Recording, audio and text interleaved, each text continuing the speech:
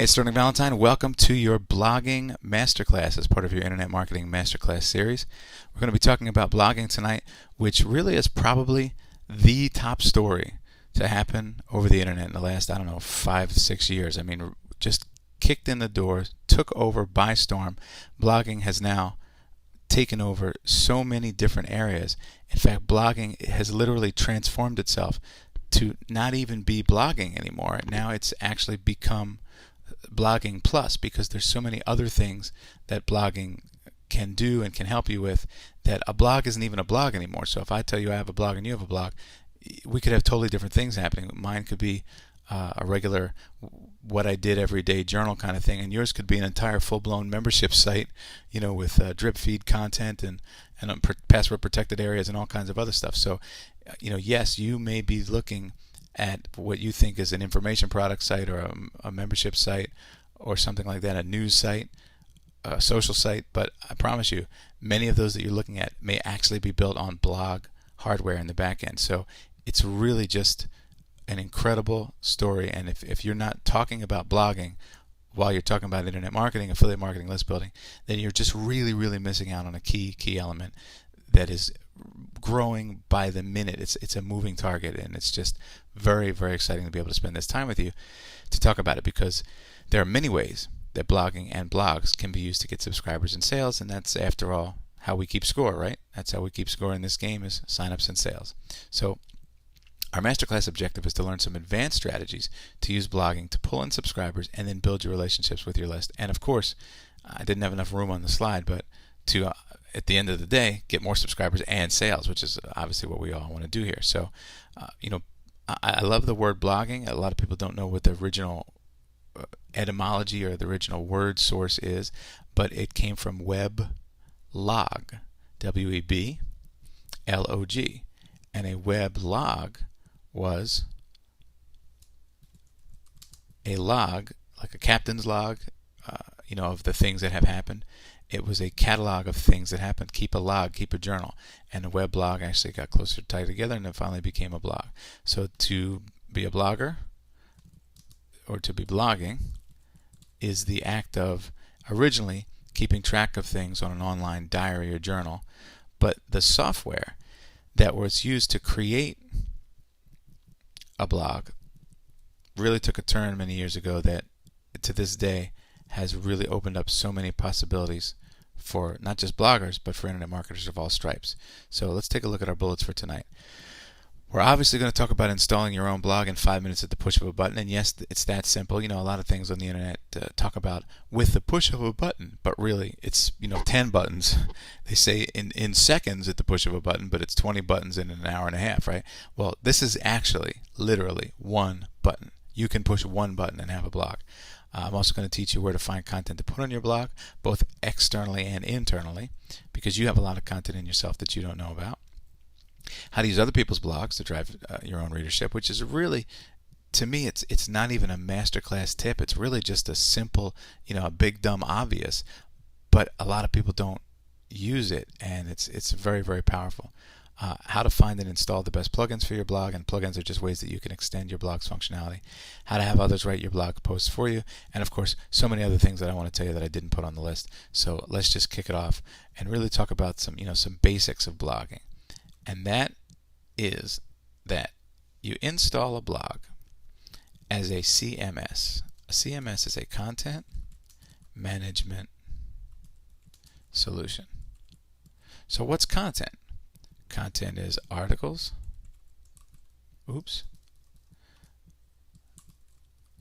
audio, video, downloads, photos, etc. Right? Content online can be any number of things that we consume, consumable stuff. So we consume content as consumers when we read or view or download, and to a degree you can also say that user-generated content is a form of content. So if you are going to a discussion forum or something, you are consuming the content at that site. just like you consume food for breakfast. Well, if you spend an hour on a discussion forum, you consumed the content, and that content happens to be user generated. But blogging is the act of using a web-based content management solution, which is a software program. Let's change our slides here. It's just a software program or a script that you install on a website. So let's go back to the real basics for a second to catch up everybody, even the, how do I copy and paste? Where's the on button of my computer type folks? We're going to bring everybody along in this because it's vitally important. We have everybody at the same level and on the same page. So anytime you use a program on your computer, let's say you use Microsoft Word or some other program, you play a game like Solitaire on your computer, you're running a program on a computer, right? Well, that program happens to live on your hard drive, right? On your computer. So if you take that computer with you, you're taking the program with you as well. But now there's something, and it's not now meaning today, but now for the past 10, 12 years, there's something that they're beginning to refer to as the cloud. And that means that the program and also the data lives somewhere else. So how does that work? Well, if you use Microsoft Word on your computer to write a letter to your aunt, the letter, that's the data, and the program, that's Microsoft Word, they both live on your computer. And so you have all three pieces, the hardware, the software, and the actual data, all living in one place. But because programs are ever evolving and changing, sometimes they have bugs and they have to fix the program, so now you have to download a new version of it and they upgrade them all the time. People started using the internet to store the program, and it sounds complicated, but if you've ever seen Hotmail, that's a program that lives on the internet. You don't download Hotmail and run Hotmail on your own computer, right? You use Hotmail up there, wherever there is. They keep Hotmail stored on their computers, and then you log into Hotmail up there and use it. Well, is there an equivalent like that for Microsoft Word? Well, there sure is. There's something called Google Docs. It's free, and if you go visit that, it's very much like a word processor. It's very much like using Microsoft Word, except you're logging in versus turning on. So you already get the basics. You probably didn't know that you understood that the program can be somewhere else, and the data in the program could be somewhere else. So therefore, your CMS, your content management system, or what we call a blog, lives on your server, and you log in and use it to make posts. And posts are nuggets of content. Now when I say nuggets, it's just a silly word that means an article or a story or a photo of what you had for breakfast and post it up there. If you've ever been on Facebook and you see people post a picture, hey, here's my kid batting at the Little League game, or here's a picture of the pancakes I just had for breakfast, delicious. That's a nugget. That's some kind of statement. It's a full thought in and of itself. So you might write a diary, journal entry, or a how-to article, or create a little video, either a screen capture like I'm doing, or else a camera video. Anything that you post up there becomes a post. So posting is both a noun and a verb. A post is something that you can post. So you would go post a post, if that makes sense, or you would go write a post or write an article, right? Or post an article. Makes sense? So there's your blog itself, which lives there on your server. It's important to understand this stuff because once you see which way the everything runs and where it lives and how the engine operates, you can really get a sense of what you're doing, because not knowing this stuff, being in the dark, believe it or not, it does hold you back. So the best and most famous blog software is called WordPress, and it's free and it's open source. Now, open source is distinguished against proprietary. Sorry about that. Talking and spelling sometimes is difficult. Open source is non-proprietary. So that's a complicated way of saying that the person who made the program of WordPress made it for free, and also allows all of the codes and the scripts, the numbers and the digits of writing a computer program, the coding of that program, open. The source is open and free. So there's a whole free software movement out there, open source, and many people are using open source software. And yes, you can use it in commercial applications, and no, you don't have to pay for it. It's just one of those wonderful Wild West kind of things about the internet, that it's free, and it's free on purpose, so it's not stealing. So you can get a copy of the WordPress program or WordPress software, WordPress script, whatever, and it's non-proprietary. And why is this important to talk about, whether it's proprietary or open source? What's the difference? How does that affect me?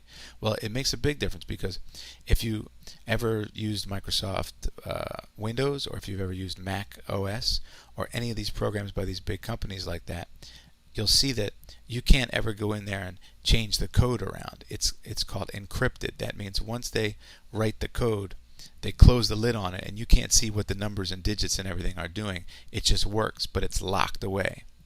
So you can't affect the way that the program works. You can use the program to make letters or to play games or whatever, but you can't change what the program does to now make Microsoft Word also be able to do something else, record a screen or something. You can't make it do that, because it's closed, because it's proprietary and it's commercial. They sell it, and they want to keep, the control of what they're doing.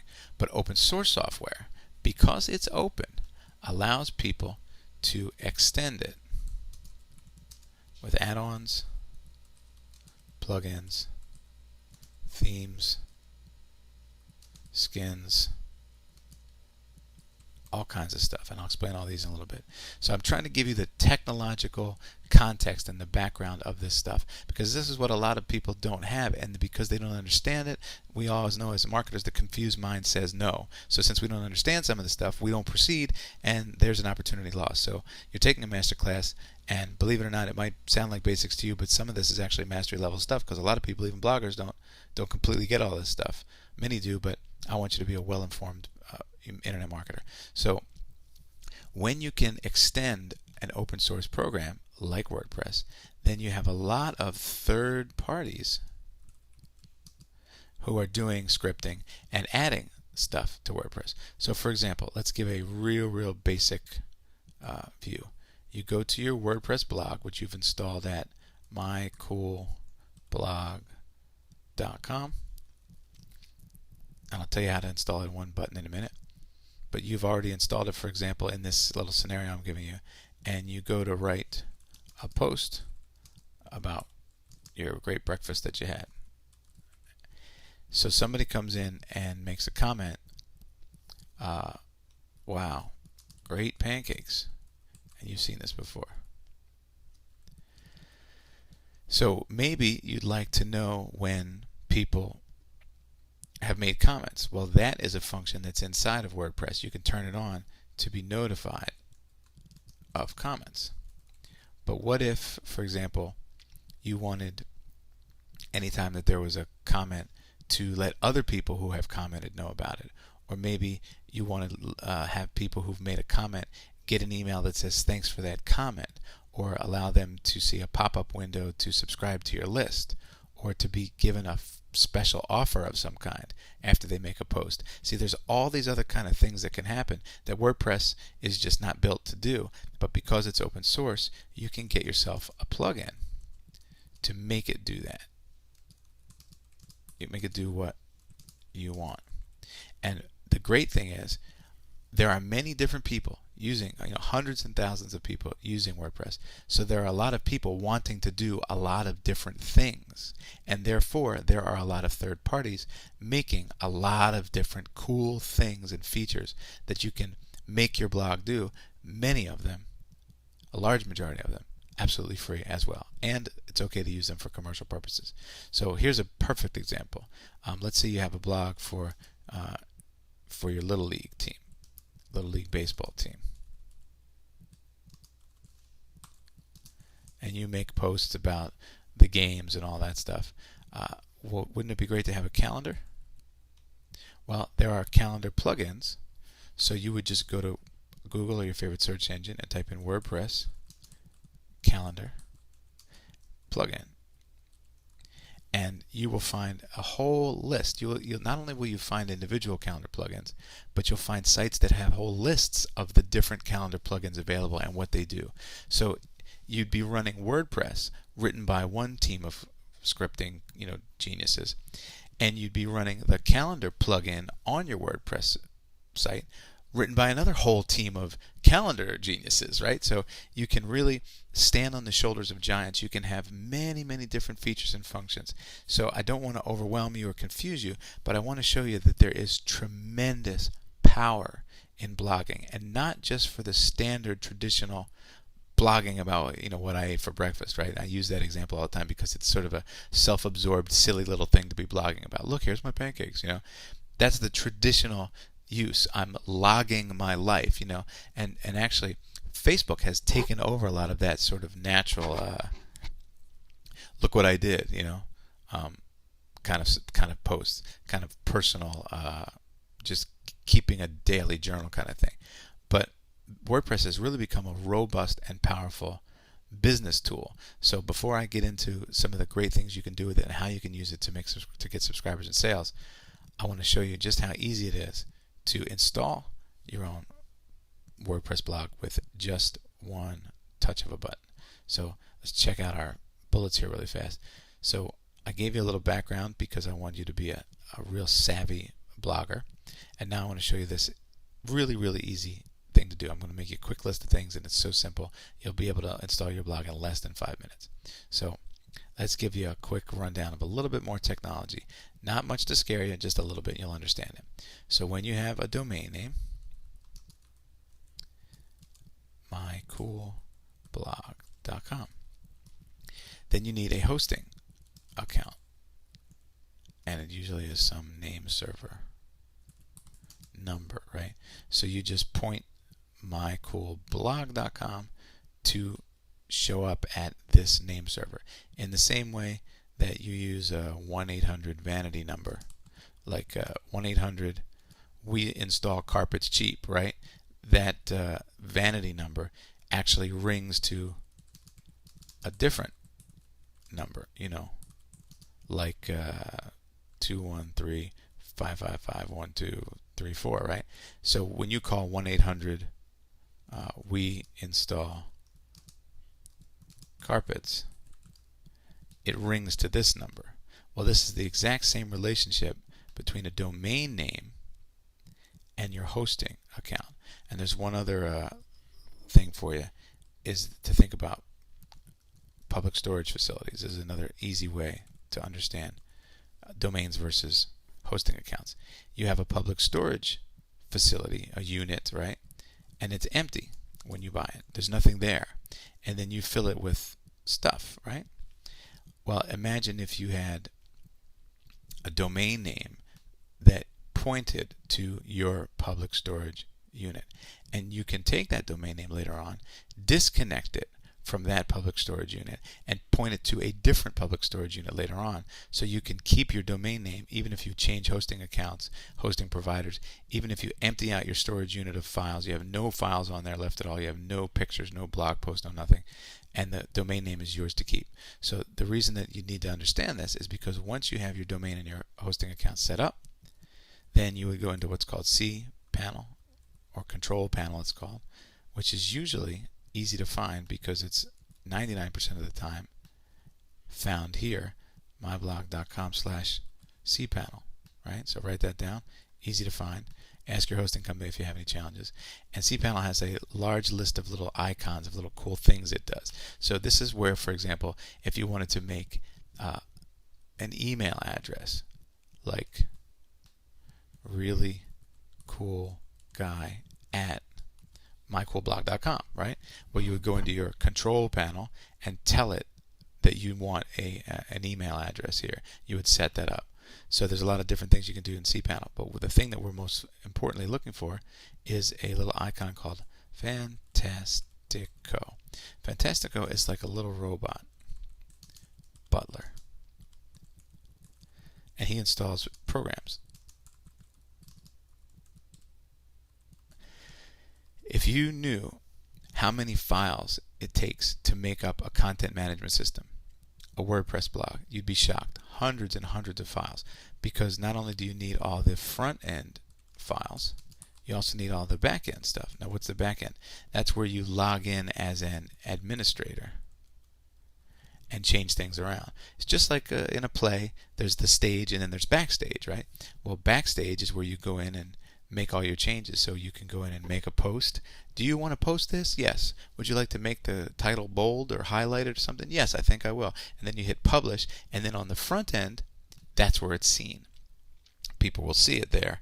And when they visit your blog, they're visiting the front end, but only you, as a password protected administrator, can go in the back and change something. So if you don't like the background of your pages, or you want to change the frame around to blue blog instead of a green blog, or install a theme or a skin which makes it automatically repainted as a completely different look, you do that in the back end. Well, there's, as I said, hundreds and hundreds of files. So you could download them all from WordPress.com and upload them yourself, but you don't want to do that. You use the little robot butler named Fantastico, and you just click on the link that says install WordPress, and it finds the latest version of WordPress for you, asks you where you want it, installs it for you, unpacks it, sets it all up, and by telling it a couple simple things like what you want your username and password to be as an administrator, it sets the whole thing up for you, emails you all your logins and everything, and instantly, if you go to mycoolblog.com, there is now an empty blog sitting there ready to go. Now remember, the empty blog is not the same thing as having an empty hosting account, because if you have an empty hosting account with no files on it at all, then when you go to mycoolblog.com, you'll see nothing. There won't be anything there before you put a blog in. So that's truly having an empty hosting account. But if you have an empty blog, you'll still see where it says this is a post, and usually blogs will have what's called a hello world post. Hello world means that's your first, like a test post kind of thing. And then you can click on that test post, you can make a comment, etc. So it's there and it's ready to go. The dollhouse has been built, but no furniture has been moved into it yet. So that's the metaphor you want to remember. So once you've used Fantastico to instantly install your blog, now you're ready to go and make your first post. And that's not really that difficult. If you've ever sent an email through Hotmail or Gmail or something, or if you've ever typed a letter in Microsoft Word, it's exactly the same. They all use what's called a WYSIWYG. And I know you've seen these before. What you see is what you get editor. So you can type just like I'm doing now, and then, for example, you can go to format and change it by making it underlined or something like that, right? Real easy to do. That's exactly what it does for you. It writes all the codes, makes your blog post look as pretty as you want it to be, and then you hit publish, and you've published your first post. Do another one. Now you've got 2 posts. And the great thing about blogs, the thing to me that is the fundamental distinction between blogging and regular content generation, is this. Your users can interact with you. So instead of monologue, it becomes dialogue. And this dialogue is the key. And we talked about this a little bit in our Membership Sites Masterclass. It turns content into community. And when you have a community, you can build subscribers and sales, as well as user-generated content. Now, why do I keep talking about user-generated content? Well, for example, you could have a blog post that has some hotly debated issue, or let's say you have a blog post that says, how do you build a birdhouse. Maybe your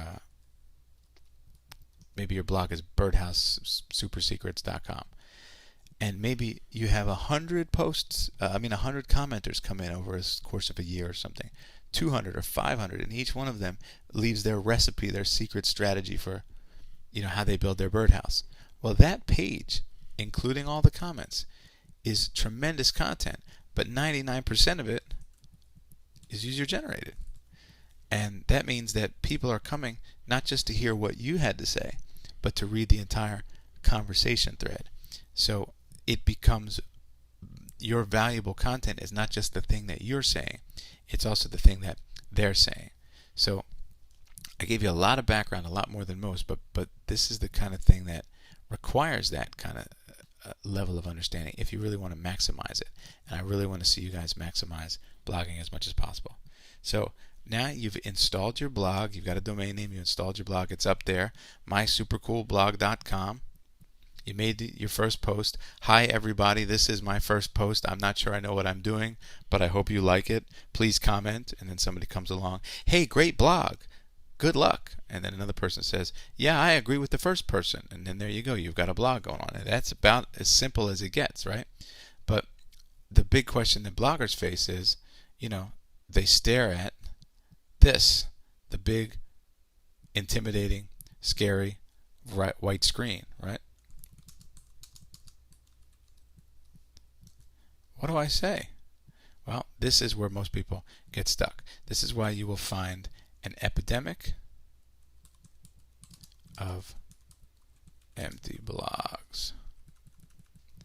Because people got the bug, and they got as far as pushing the button of Fantastico or getting somebody to install it for them or whatever, but then they got stuck. What do I say? Number one question, right? Well, I'm here to help you out with that. There's a lot of things you can say. First of all, one of the greatest things I think you can do is document your journey. Especially if your journey is about discovery. Now, you got to keep something in mind. You have to give yourself permission. This is key, and you're not going to find this taught a lot of places. I've taken blogging training, and they don't get into this level of depth of stuff. So I really want you to understand what I'm talking about. You have to be able to give yourself permission because you have something valuable to share. Now, we always underestimate our own value and overestimate everybody else's value. We always think, well, what could I possibly have to say? I'm just little old me. Nobody wants to know what I know. But you'd be surprised. You might know how to build a birdhouse, and you say, well, that's stupid. It's just a birdhouse. Who cares? Somebody else might be dying to know how to build a birdhouse or be a big fan of the birdhouses you build. You never know. So stop being such a critical person who thinks better of that you know better than the world, and just get yourself out there and put yourself out there. It doesn't matter. Be yourself. The world needs you to be yourself. And a friend of mine once told me that there are 3 great quick phrases that you can remember as an internet marketer: to tell your story, share your results, and then as a marketer, of course, sell your system. That's last. But for right now, if you don't have a system and you barely even have any results, then tell your story and document your journey. So if you give yourself permission, then you can have a great blog called I'm trying to make money online.com. It's a joke, obviously, but I'm saying, that you could actually call it that. Or, my journey to online wealth, something like that. See, so if you're documenting your journey, then guess what? You don't have to have all of the answers, right? All you have to do is have ignorance, questions, and a willingness to serve. Because that's enough, especially the service part, to serve a community by telling your story and documenting your journey. So what does that look like? Well, maybe you have a question that you're seeking an answer. Here's a blog post. I want to learn how to set up a squeeze page, and I don't know how to do it. So I'm making a blog post about my journey to try to figure that out. So first today, I looked around on the internet and I found these things. Here's a screenshot of this. I tried that. I downloaded that. Here's a link to it. What do you think? I couldn't get it to work. Does anybody know how to help me with it? Then the next day, part 2 of my squeeze page discovery journey, I tried this. See, I don't care if you don't know what you're talking about, as long as you are leading me through the process of you finding out what you're talking about. And you know, a lot of people have what they call imposter syndrome. We feel somehow that we're inadequate, or you're going to be discovered somehow as a fake or a phony, and be found out or something. I hear this so much, you wouldn't believe it. And honestly, this is a terrible, terrible thing to feel like. This is why I always tell everybody the waitress metaphor.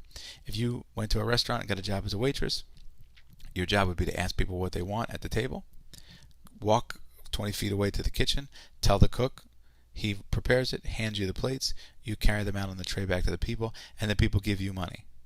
That's it. But you didn't cook the food. You don't know how to cook the food. It doesn't matter. You don't even have to know how to spell the food.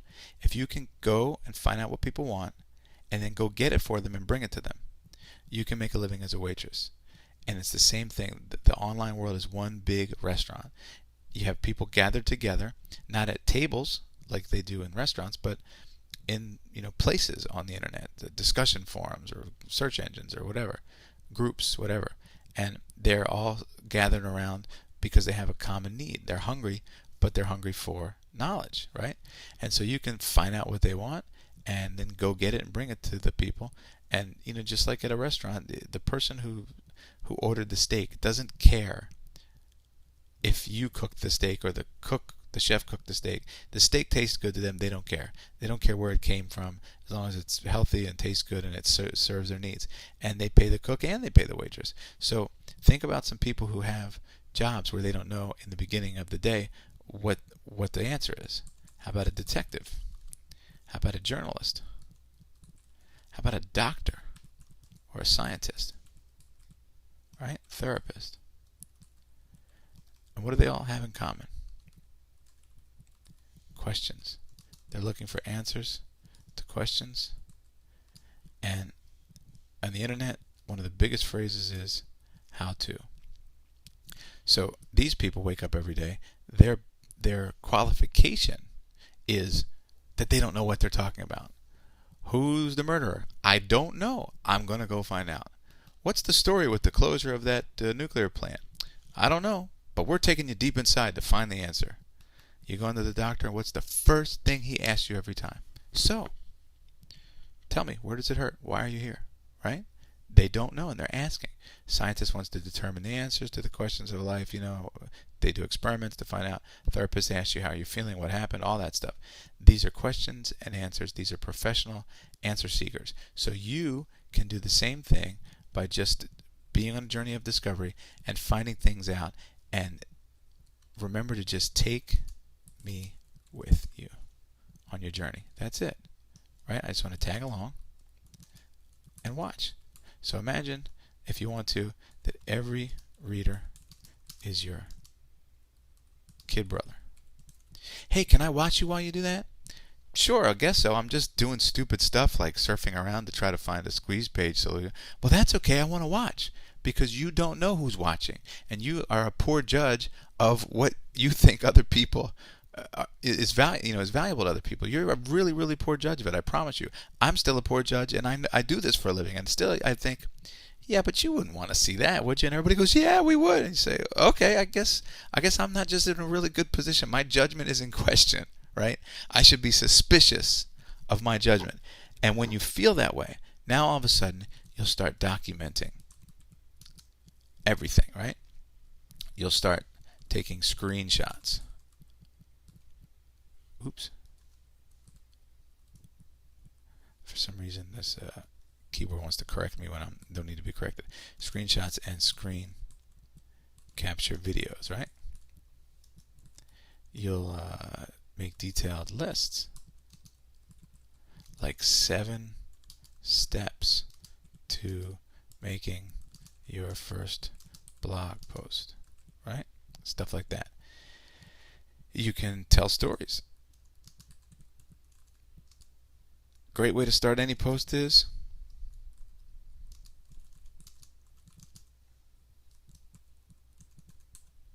so here's what happened, right? Just tell me what happened. Just let me tag along while you document what you're doing. So if you're a dog trainer, well, I would really love to have an insight into your mind, right? I would really love to get a slice of what you're thinking about.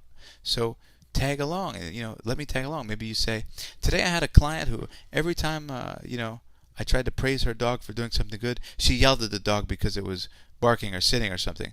And I really noticed that that's negative inverse, reactionary training, which can lead to bad behavior, blah, blah, blah. So I told her, here's how to not do that.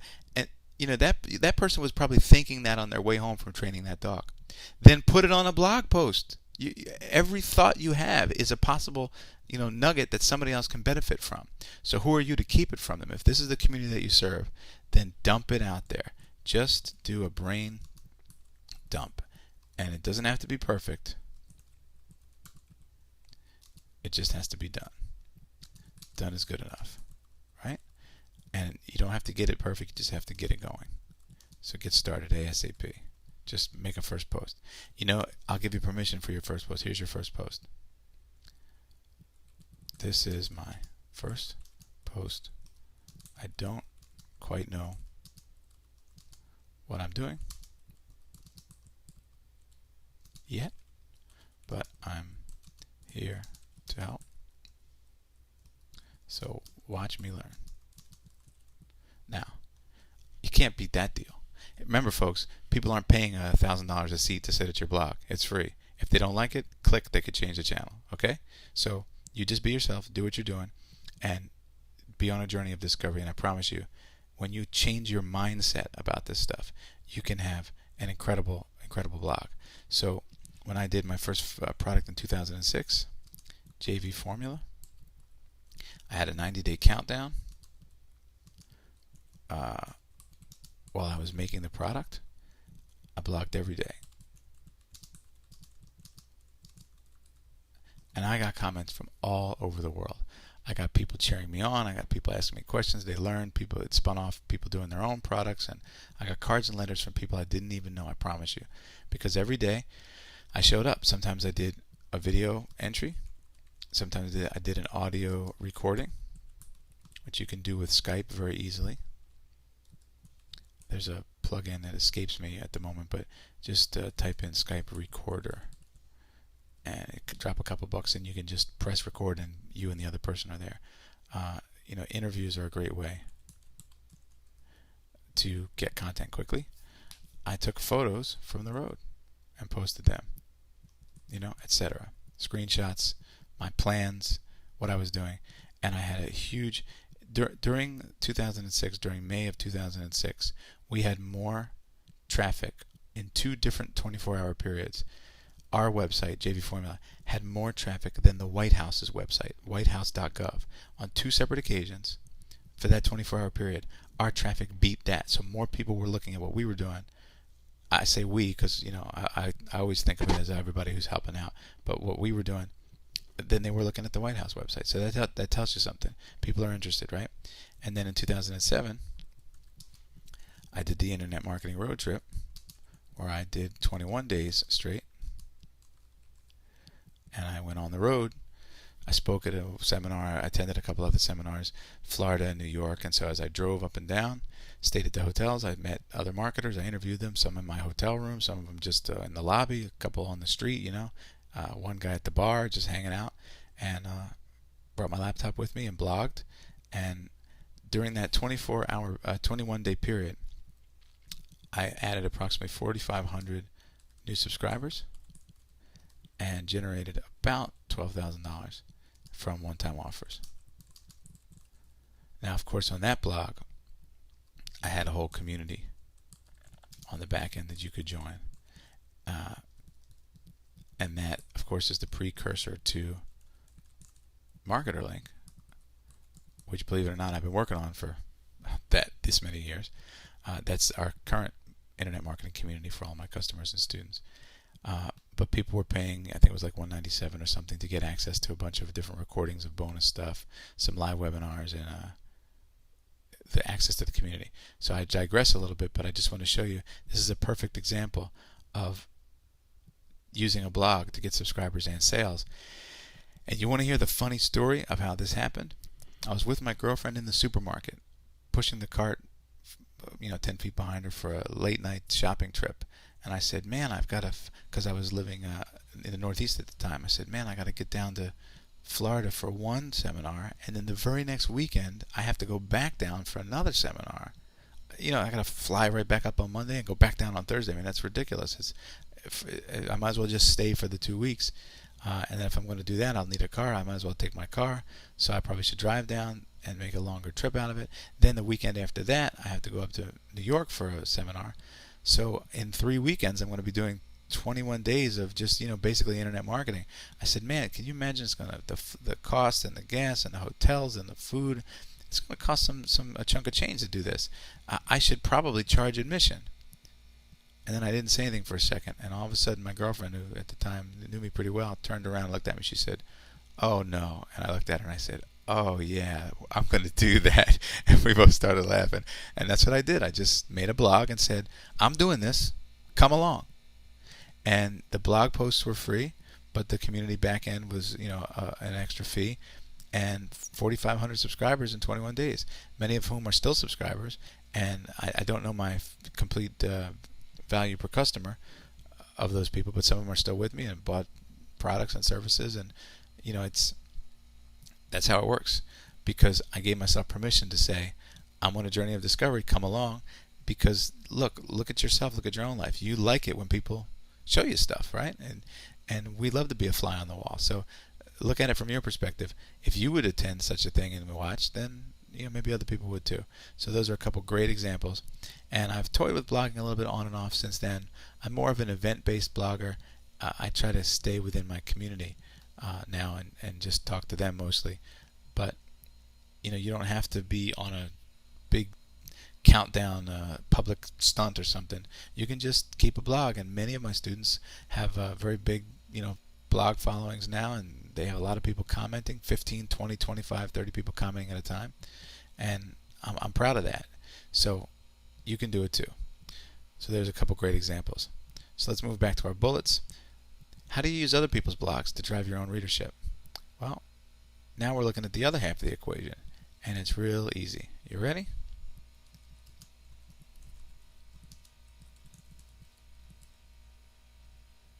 Say something interesting.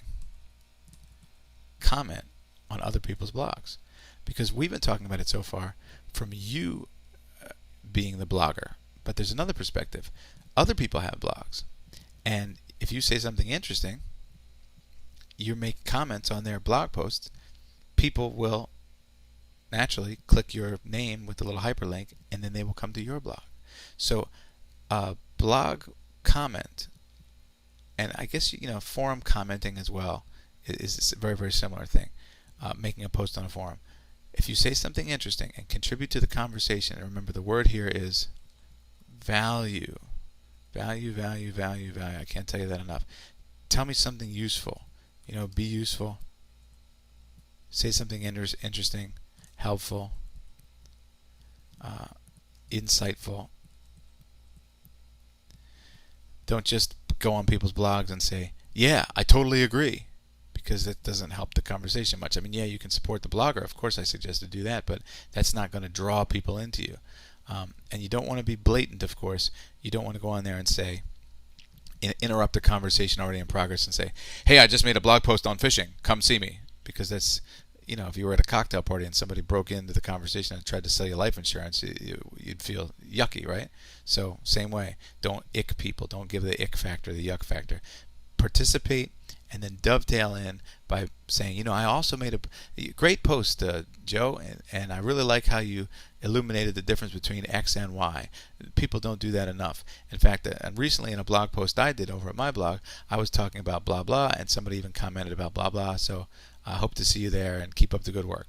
Perfect example of a blog post that can pull traffic, but isn't necessarily stealing it and being greedy. So as long as you contribute, you can get a natural sort of spillover of traffic.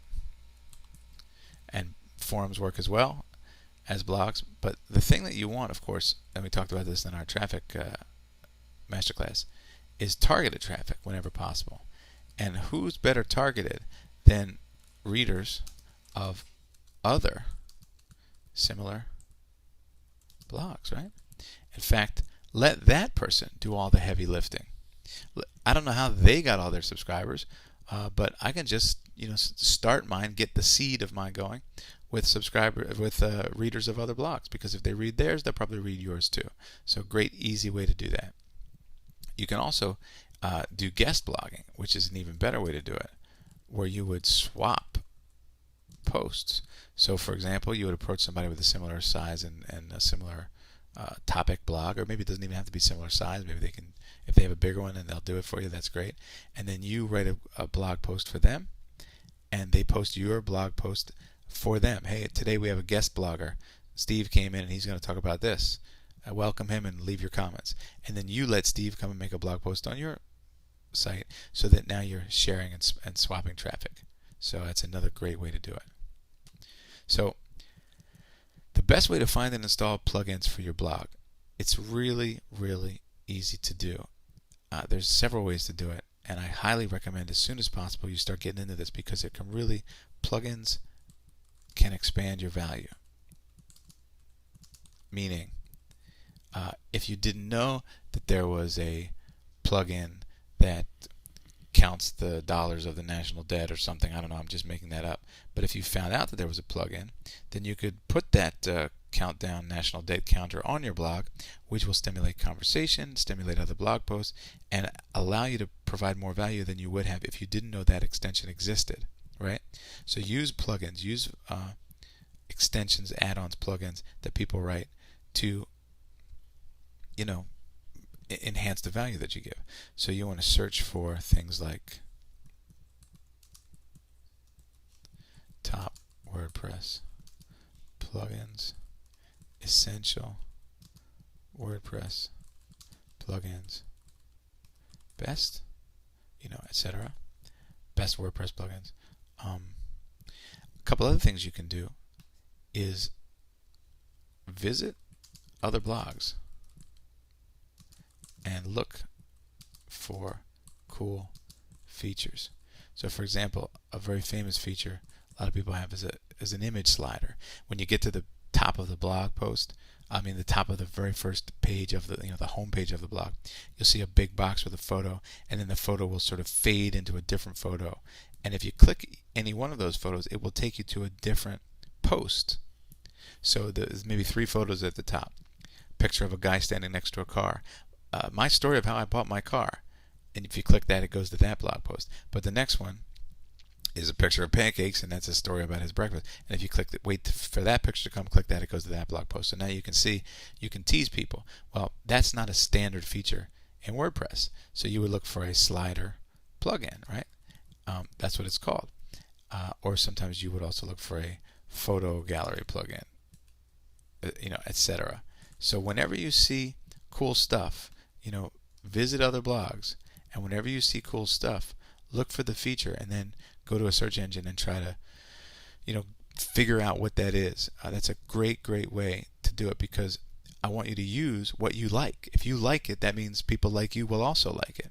And don't be afraid to, try to install them yourself. They're very easy. You can actually go to the plugins section of your admin panel, not your cPanel, but your blog admin area. And then there's a place to search for plugins. So for example, if you wanted a calendar, you could go into your own WordPress backend, go to the plugins section, type calendar into the search box, and you will see search results in your own backend of WordPress without ever leaving your own site, not at Google, but on your own site. And if you click one of those and you like it, the little star ratings next to it, it will auto install into your blog for you. When I say push button, this is actually push button. And then it's there, now you've got a calendar on your blog. You just figure out how to use it and press post, and now it's up there. It displays, and you move it where you want it. Another great thing you can do with your blog is make it look more professional with themes and skins. These are like dressing up your blog with clothes, putting a tux on your blog instead of a t-shirt and shorts. You put a tuxedo on it or a fancy dress. So themes and skins automatically can make it look a lot more professional. They could change the layout. They can give you other options.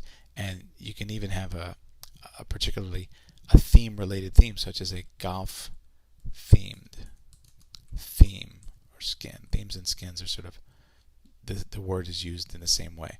So if you're a golf blogger, you want to get a golf theme and make it look really cool, So these are some great things you can do to dress up your blog, and of course, you'll find stuff that's out that I don't even know about. By the time you watch this, 50 probably new plugins have come up since then. So just keep looking, and steal the art from the artist's fingertips. If somebody else has made a really great blog with, I love this blog because it's got 7 cool features. In the header, the thing moves, and then over here on the sidebar, you can click and this happens. Okay, write them all down and find the plugins for them. If you can't find the plugins for them, then here's a trick. Go to Fiverr.com or Odesk.com and not only ask people to install plugins for you, but for them to search and find plugins as well. Hey, I'm looking for a plugin that on the side of the page you click this and it kind of does that. Pay the guy or the girl $5 and she'll go search it out for you and give you the different options. I mean, $5. Is it worth your time? I think so. So last bullet point is how to have others write your blog posts for you. Well, there's a couple little tricks I like to teach about this. First of all, we talked about guest posts already. And keep in mind that whenever you have comments, that is a form of user-generated content, right? So private label rights are materials that people write ahead of time knowing that you are going to want to put your own name on it. They write it to help you. They're content creators who have already arranged content for you to take and either just put your name on, which I don't suggest doing exactly, or rewrite it a little bit and make it sound more like your own voice and use it. So you can look for private label rights articles, article packs. You can also search for the initials PLR, which stands for that. So if you were a golf blogger and you needed some content, you could Google golf PLR articles and find a whole treasure trove of articles. Now, buyer beware, some of these are certainly not as good as others, and some of them, frankly, are absolute junk. They sound like a robot with a headache wrote them. So you don't want to put stuff that makes you look stupid, but you can certainly use it as the basis, sort of, maybe jumble some up together and rewrite them. Even just use them for kind of like starter material that you can, it fires your brain off, and then you can start to write different stuff off of that. Another great thing to do is use Dragon Dictate, or on the Mac it's called Mac Speech, and talk your content out. Write with your voice, right? And you can, believe it or not, get a lot of content just by talking. If the average speaker speaks approximately 200 to 300 words per minute, and the average article that's posted on easyinarticles.com or something is approximately 400 to 600 words, then you could make an article every couple minutes. So imagine if you talked for an hour. And the funny thing is, people who, I remember I said one of the biggest complaints is, I don't know what to say. Some of the people who tell me that they don't know what to say could carry on an incredibly interesting conversation about their topic of choice if you talk to them on the phone. They could talk for an hour straight. Really interesting, cool, insightful stuff that they know that would be interesting for other people to read, but they could talk about it for an hour on the phone, couldn't write it down to save their life. And that's unfortunate because you are generating content even when you speak. In fact, right now, and we covered this a little bit in the product creation course recently, right now I'm creating content just by talking to you. So I can have this transcribed, turned into articles. The ums and the ahs obviously can be removed, and you want to get what's called a copy editor to edit your copy a little bit. Somebody that can, make it article-ish instead of talking-ish, because reading stream of consciousness text is not quite the same as reading text written to be presented.